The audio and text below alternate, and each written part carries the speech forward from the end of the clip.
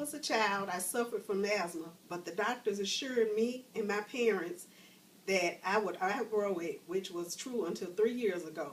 In the spring of 2010, I woke up with what I thought was just a cold that turned into pneumonia, which led me to be hospitalized with a diagnosis 2 months later of chronic asthma.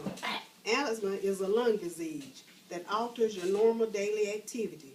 If you are experiencing an attack or come into contact with certain allergens, according to Casey, asthma is heterogeneous disease in which triggers and manifestations vary between individuals.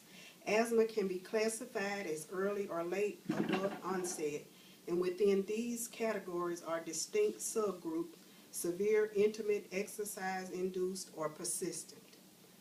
Early onset and some forms of late onset asthma are generally associated with inflammation, while most late onset asthma is marked by hyperresponsiveness of the respiratory epithelium and bronchoconstriction. People with asthma that begin in childhood often have associated atopic eczema and allergic rhinitis, and a strong family history of asthma is therefore considered to have a strong genetic component.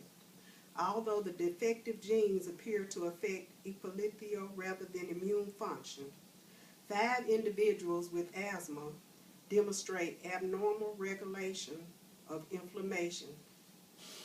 Feedback that limits inflammation may be impaired. Allergic and inflammatory responsiveness involve the action of a variety of immune cells. Before you are diagnosed with asthma, you have to undergo several tests and see multiple specialists because asthma can be triggered by multiple things doctors have to examine. Many things such as your sleep pattern, monitored by a pulmonologist or other physician for at least 8 hours overnight. Occupation, birth weight, allergies, personal and passive exposure to tobacco smoke, hobbies, and etc. According to Stone, a patient's life history is a very important part of the diagnosis of asthma. Patients must be monitored for accurate information regarding the symptoms the patient has experienced, both currently and in the past. Specific inquiry needs to be made about a patient's cough, wheeze, breathlessness, and chest tightness. The pattern of symptoms is also very important. Doctors have to know, is there a seasonal variation or a relationship to infection? So it is also necessary to determine the severity and frequency of the symptoms.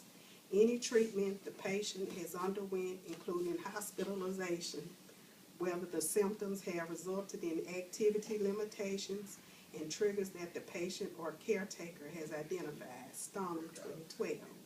While there is no known cure for chronic asthma, there are many treatments. One treatment in particular is a therapy which addresses the relief of symptoms but do not halt progression of asthma or changes in lung function or prevent initial onset of the disease. The aim of asthma therapy is the complete control of symptoms as evidenced by no daytime symptoms or asthma-triggered nighttime. Awakening, no requirement for rescue medications, no exacerbations, no activity, exercise limitations, and peak exploratory flow rate or forced expiratory volume greater than 80% of predicted values. Some other treatments are corticosteroids, allergy shots on a weekly basis, inhalers, nasal sprays, bronchodilators, CPAP machines, and altered to daily living.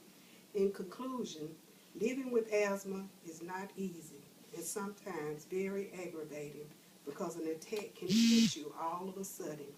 If you or someone you know is affected with this disease, be sure to educate yourself and know the signs, symptoms, triggers, and treatments of chronic asthma because if it is not handled appropriately, it could lead to death. According to Martinez, 10,000 persons with asthma died of the disease each year, which is over 3,800 persons in 2004 alone.